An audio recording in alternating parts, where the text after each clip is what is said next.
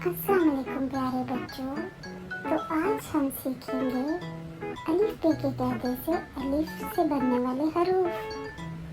अलिफ मदा से आंख, आड़ू, आम। अलिफ से अंगूर, अंडा, अनार।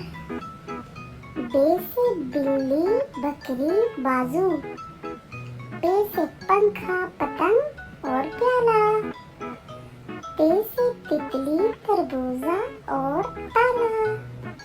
टे से टमाटर, टोपी, टोकरी। से समर और साबत।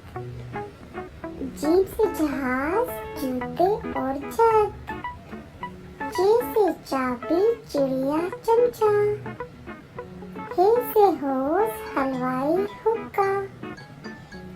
खे से खरगोश, खरबूजा और खैमा। तो प्यारे बच्चों, बाकी के अलिफ बे के हरूफ हम अगली वीडियो में सीखेंगे। यहाँ तक इतना ही। मेरे चैनल को सब्सक्राइब करें। अल्लाह हाफिज।